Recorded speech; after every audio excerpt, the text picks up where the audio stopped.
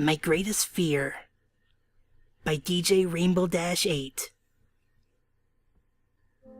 You come running as I crash into one of your windows again.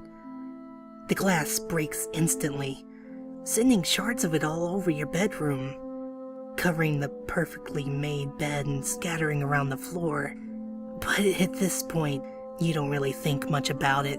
You have magic to clean it all up, putting everything back into order as if nothing happens. It's a nice power to have, isn't it? Magic. I apologize for what seems like the billionth time to you, and you respond with a glare, but then a friendly chuckle saying that no harm was done. I'm surprisingly fine despite the severity of the impact, the lone exception being a couple of small cuts here and there. Nothing that a day of healing won't fix. They don't call me the fastest in Equestria for nothing, right? But then you make a joke to me, saying that the Wonderbolts won't take me if I continue to be so careless and crash so much. Ouch. You may have laughed while saying that, and I guess I'm supposed to assume that you're just playing around and poking me in the ribs. A little tease to be exact, but it hurts. It hurts much more than you think. And the thing is, it's not just you doing it either. All of you think that you can just freely joke around with me like that. I'm supposed to be this indestructible pony which words can't impact. Apparently I have a rock-solid emotional wall which can't be broken. To be fair, I didn't know I possessed this either. What you might like to know is that every one of those little playful insults and jabs you throw at me, well, each one is a stone being flung into that supposed wall, and each one makes a little dent. Some of these dents layer upon one another, and eventually this wall starts to form cracks. Cracks that spread like wildfire if not repaired with time. The Wonderbolts is my dream. It is something that I have to strive for, because it is the bane of my existence at this point. No! I need to prove to myself that I am good enough to make their squad. I have to prove to myself that the title of Best Flyer in Equestria isn't just a title that I place upon myself, but a well-known fact. Without this, well, all my boasting, all my achievements mean, well, nothing. And without this, where does this leave me? I become a normal Pegasus. And who'd like that? Normal is boring. And I don't do boring. I mean, sure, I'm still the loyalty element of Harmony, but in reality, loyalty isn't all too special. I just find it to be the right way to live. And I like to do the right thing. Most of the time. Besides, all of you girls are just as loyal as me. Heck, I'm saying that as loyal as I claim to be, yet I'm willing to leave you the instant the Wonderbolts accept me. And at this point, I just don't want them to accept me. I need it. My entire life has been dedicated to practicing tricks and stunts, to improving my flying ability to the levels which they strive for in their squad. I'd like to think that I've reached that level, but the rejections I've gotten time and time again make it loud and clear that I haven't yet gotten to their level. So the comments, even if you're unable to notice, damage me more than you know.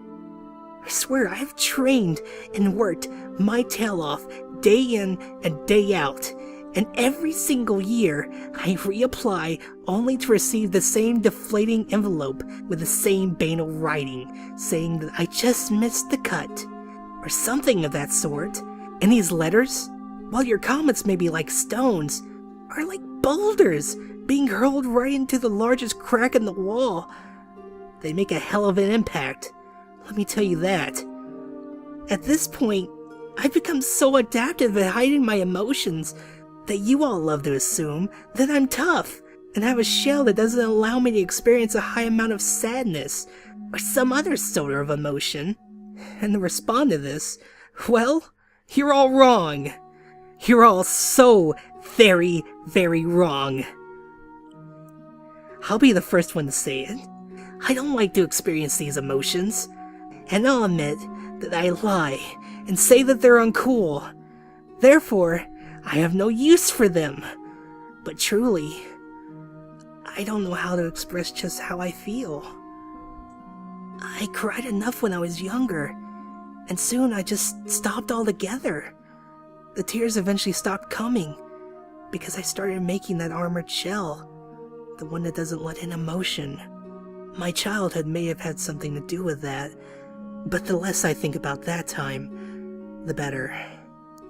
There are times when I mope in my home, all alone, with nobody to vent to about how crappy a day I've had, or how angry I am about something. And to an extent, it's my fault for not speaking up about it, and asking for help. Or even seeing somebody about this, as much as I would resist the possibility. But I haven't. Over time, it has built up inside of me. This happens to be the water hidden behind the wall. Very few ponies in my life know about what is behind the wall. The near-toxic mixture of emotions I keep locked up behind this weakened wall, which continues to lose its strength with each passing day. Sometimes I think about it, although I try to avoid it and just smile, as Pinky would say.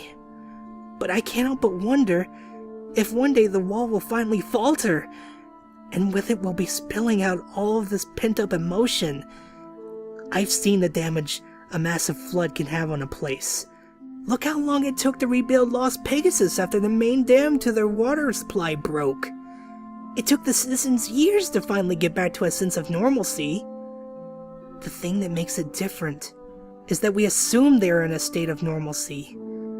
For all we know, there might be lasting effects that the disaster had on them, to the point where some ponies might never be the same again. And this is where I come to a crossroads. My image is something I consider extremely important to me. I love to be seen as the toughest member out of the 6 of us. The daredevil who won't back down from any challenge, no matter how big or small. But the day the wall breaks, well, my image is gone after that. Nobody will see me in the same light if I let all those emotions out that I have pent up. Heck, I have no idea what would happen when it does. If it does eventually happen. I think it will. Just imagine a tough brazen pony becoming an hysterical emotional wreck, a shell of her former self. Even if you would say she's still the same pony, you'd be probably lying to yourself when you say you still view her exactly the same. So, while I like to believe that all my friends would be right by my side when this happens, I can't guarantee that their image of me will stay.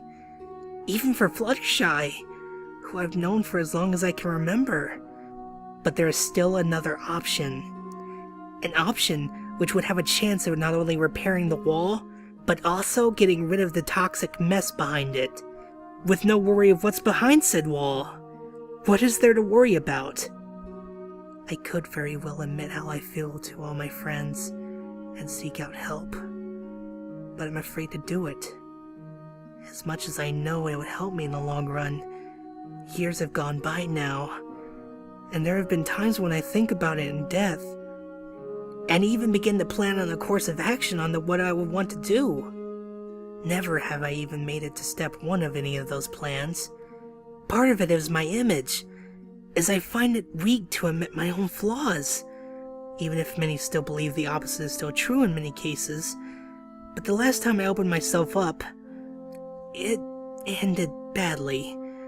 I'm going to leave it there. I wish I could tell you all of this, so that you could truly understand the way I feel about things.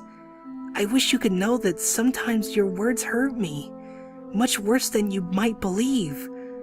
Some of the teasing eats me alive on the inside, and that I do find difficulty sometimes in grinning like nothing is wrong and taking it.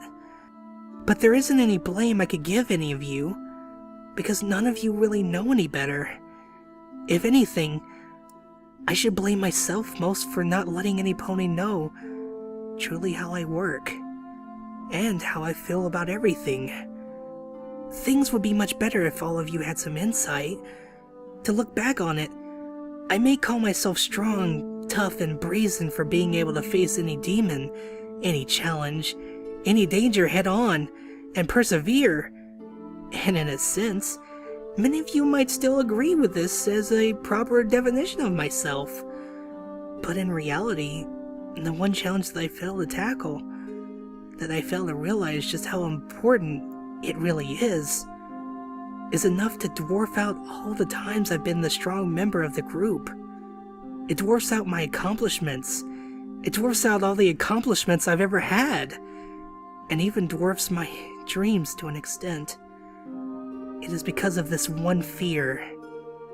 It is this fear that seems so simple, yet so complex to the point where I sometimes never know how quite to understand it. Even if it seems like I do. I, Rainbow Dash, suffer from autophobia. I'm afraid of myself. And that was my greatest fear. Thank you very much for listening.